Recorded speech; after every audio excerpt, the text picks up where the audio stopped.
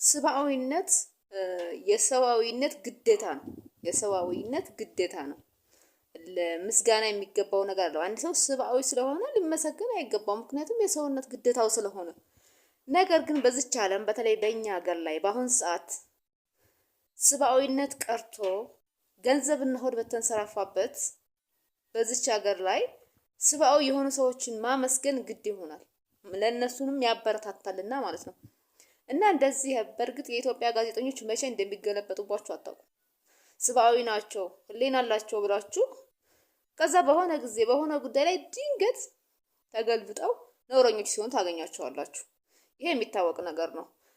ነገር ግን አሁን ባለው ሰዓት አሁን ባለንበት ሁኔታ እንደነዚህ አይነት ወገናችንን ማመስገን ያስፈልጋል። ነውረኞችን እንደምናወግዝ ሁሉ ጥሩዎችንም ማመስገን አለብን ብዬ አስባለሁና ይሄ ልጅ በዚህ አጋጣሚ ላመሰግነው እወዳለሁ። በተረፈ ሌሎቹ እነዚህኞቹ ደግሞ እነዚህ ምን አስባችሁ ነው ይሄን የሰራችሁት? መቼም እናንተ የሰራችሁት ቪዲዮ እዚች የሰራችሁላት አገር ላይ የሆነ ለውጥ ያመጣል ብላችሁ አይደለም። ምክንያቱም እንኳን አይደለም አንድ ተራ የኢትዮጵያ ሚዲያ ቀርቶ አይደለም በቢሊዮን ዶላር የሚደገፉ በታላላቅ አገራት ላይ የሚሰሩ ሚዲያዎች ታላላቅ ሚዲያዎችም የሰሩት ፕሮፓጋንዳ ለሀገሪቱን ነውረኝነት ሊሸፍንላት አልቻለም። እውነት ፈንቅሎ ወጥቶ እውነትን የዓለም ሕዝብ አይቶታል፣ ሰምቶታል።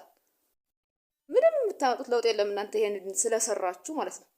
ለቪዲዮዎቻችሁ ከሆነ ቪዲዮዎቻችሁ እንደዚህ አይነት ቪዲዮ ተሰራም አልተሰራም ሁሌም ከነውረኞች ጎን ስለሆነ ምንም የሚያመጣው ለውጥ የለም። ነገር ግን አንድ ለውጥ አለ።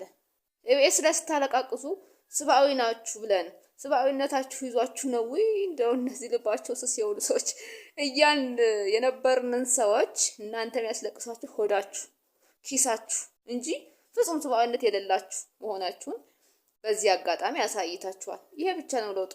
ከዛ ውጭ የእናንተ ተራ ቪዲዮ ፍልስጤማውያኖች ላይ የሚደብቀው ምንም እውነት የለም።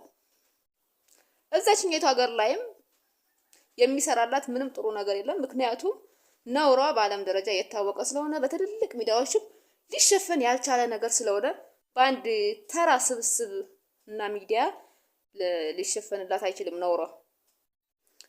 እና ምንም እኔ አልገረመኝም። በመሰረቱ ኢትዮጵያ ውስጥ ጋዜጠኝነት የለም ከድሮ እስካሁን። አንዳንዶች አሉ፣ አንዳንዶች ያው አንዳንድ ጥሩዎችን መካድ እንዳይሆን ማለት ነው። ግን 90% ኢትዮጵያ ውስጥ ጋዜጠኝነት የለም፣ ህሊና የለም። ነውረኝነት ሆድና ኪስ ብቻ ነው ያለው። ይሄ የሚታወቅ ስለሆነ ብዙም አልተገረምኩም እኔ ለማለት ነው።